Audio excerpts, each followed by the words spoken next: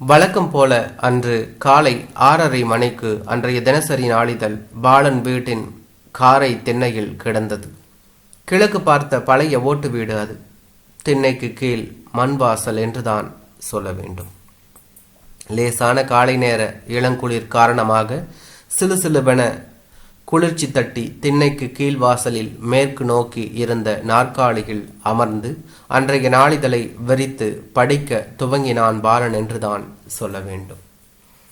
வீட்டின் எதிரில் இருந்த பச்சை செடிகளின் இலைகளில் பனித்துளிகள் காலை இளவெயிலில் மினுமினுத்தது என்றுதான் சொல்ல வேண்டும். சில்லென்று இருந்த காலை பனிக்குளரை ஓடுங்கள் ஓடுங்கள் என்று விரட்டியபடி கிழக்கிலிருந்து நேராக வந்த செஞ்சூரிய கதிர்கள் பாலன் கையில் இருந்த தினசரி நாளிதழின் எழுத்துக்களை பிரகாசமாக்கி தாம் வந்துவிட்டதை அறிவித்தது. மணி 7 போகுது, எழுந்தறிங்கடா, இன்னைக்கு பள்ளிக்கூடம் போகலையா? எழுந்தரிச்சு பல்ல விளக்கிட்டு காஃபியை குடிச்சிட்டு குளிக்க ரெடியாகுங்க, நேரமாச்சு என தானு சீனு இருவரையும் மகா அதட்டி எழுப்பிவிட்டாள் என்றுதான் சொல்ல வேண்டும். பாலன் மகா தம்பதியருக்கு தானு சீனு 2 மகன்கள். தானு மூத்தவன், சீனு இளையவன் என்றுதான் சொல்ல வேண்டும்.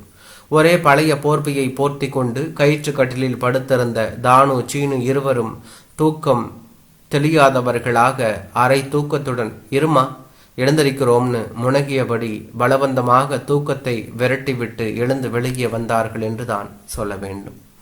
கிழக்கே பார்த்து கைகளை மேலே உயர்த்தி கொட்டாவி விட்டான் தானு. சீனு வாசலின் ஓரத்தில் இருக்கும் பாத்ரூம் சென்று விட்டு வந்தான் என்றுதான் சொல்ல வேண்டும். காஃபி கொடுமா என்று சொன்னான் தானு. எனக்கு டீ தான் வேணும் என்று குறுக்கிட்டான் சீனு என்றுதான் சொல்ல வேண்டும்.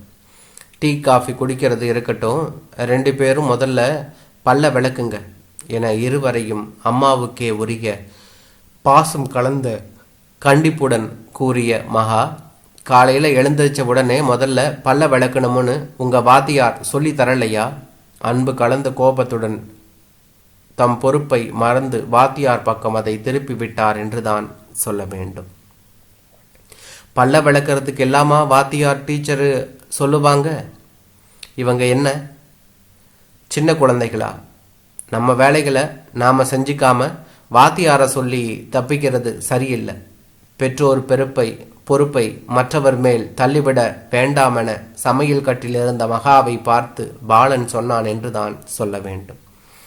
அம்மாவின் அன்பு கட்டளையை ஏற்றுக்கொண்ட தானு சீனு இருவரும் பல் துளக்கி இளையவன் விருப்பமான அம்மா கொடுத்த டீயை குடித்து கொண்டே, இன்றைக்கு என்னப்பா செய்தி பேப்பரில்? தானுவின் கூற்றை ஆமாப்பா சொல்லு வழிமொழிந்து சீனு ஆமோதித்தான் என்றுதான் சொல்ல வேண்டும். அதான் சாமி பார்க்கறேன். பேப்பரின் பக்கங்களை பார்த்தபடியே பதில் சொன்ன பாலன் திடீரென புருவம் உயர்த்தபடி அந்த பக்கத்தின் நடுவில் இருந்த செய்தியை பார்த்து, டே சாமி, இங்க பாருங்க, சிறந்த ஓவிய கலைஞருக்கு அரசு விருது தராங்களாம், பேப்பரில் செய்தி வந்திருக்குது என்று தானு சீனுவின் கவனங்களை நாளிதழ் பக்கம் ஈர்த்தான் என்று தான் சொல்ல வேண்டும். எங்கப்பா கொண்டா பார்க்கலாம். டம்ளரை கீழே வைத்த தானு ஆர்வமாக நாளிதழை பாலனிடமிருந்து வாங்க முற்பட்டான். அதெல்லாம் முடியாது, நான் தான் முதல்ல படிப்பேன், குடு பேப்பரை என்று அவசரமாக தன் டீ டம்ளரை கீழே வைத்துவிட்டு சீனு நாளிதழை வாங்கி கொண்டான் என்று தான் சொல்ல வேண்டும். அவங்க கிட்டேயே கொடுப்பா, அவனே முதல்ல படிக்கட்டும். பீரிட்டு வந்த கோபத்தை அடக்கி கொண்டு விட்டு கொடுத்தான் தானு என்று தான் சொல்ல வேண்டும். மூத்தவனுக்கு உரிய விட்டு கொடுக்கும் பக்குவகுணம் தானுவிடம் தென்பட்டதைக் கண்டு மன ஆறுதல் அடைந்தான் பாலன் என்றுதான் சொல்ல வேண்டும். உடுசாமி, அவனே படிச்சுக்கிட்டு போறான், நீ வா சாப்பிடு, பள்ளிக்கூடத்துக்கு நேரமாச்சு. சமையல் அறையில் நின்ற மகா தானுவை சமாதானம் செய்தாள் என்றுதான் சொல்ல வேண்டும். சகோதரர் போராட்டத்தில் வெற்றி பெற்ற சீனு நாளிதழை பாலனிடம் இருந்து வாங்கி படித்தான் என்றுதான் சொல்ல வேண்டும். அப்பா அப்பா, என்னோட ஓவியங்களை விருதுக்கு அனுப்பலாமாப்பா?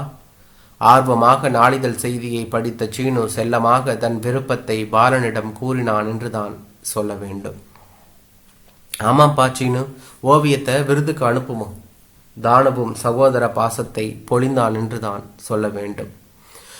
அனுப்பிதான் பார்க்கலாமாமா, கிடைச்சா கிடைக்குது, இல்லாட்டி போகுது. மகா மகன்களின் விருப்பத்திற்கு மேலும் வலு சேர்த்தாள் என்றுதான் சொல்ல வேண்டும். சரி சரி அனுப்புறலாம் விடுங்க, அந்த ஓவியங்கள் எல்லாம் எங்க இருக்கு பாருங்க. பாலனின் வார்த்தைகள் கோரிக்கை ஏற்பை உறுதி செய்தது என்றுதான் சொல்ல வேண்டும்.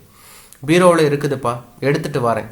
சீனு எழுந்து பீரோ உள்ளே அறையை நோக்கி ஓடினான் என்றுதான் சொல்ல வேண்டும். 12 வயதுடைய சிறுவன் சீனு வரைந்த பல ஓவியங்கள் அவன் படத்துடன் தினசரி நாளிதழ்களில் பிரசுரமாவதை பத்திரமாக எடுத்து பாலன் குடும்பம் ஆவணப்படுத்தி வைத்திருக்கிறது என்றுதான் சொல்ல வேண்டும். மணி 8:15 ஆனது.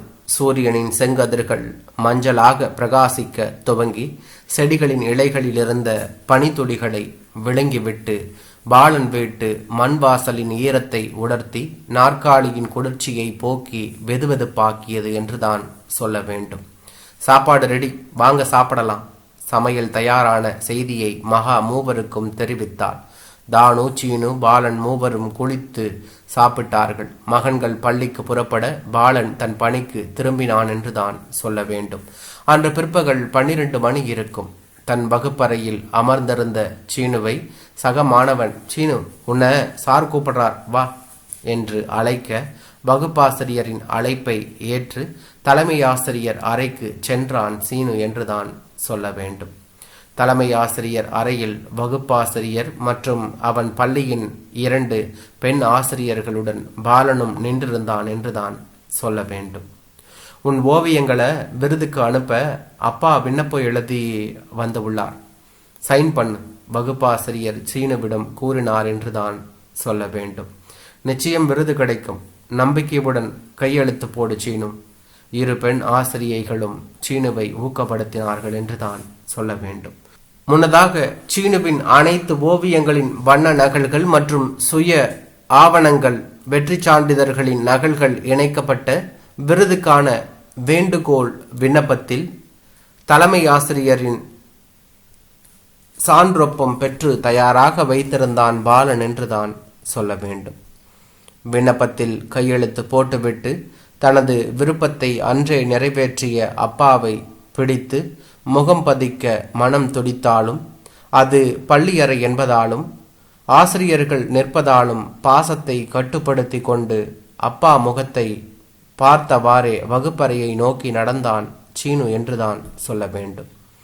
சரிங்க சார், நன்றி, வர்றங்கம்மா.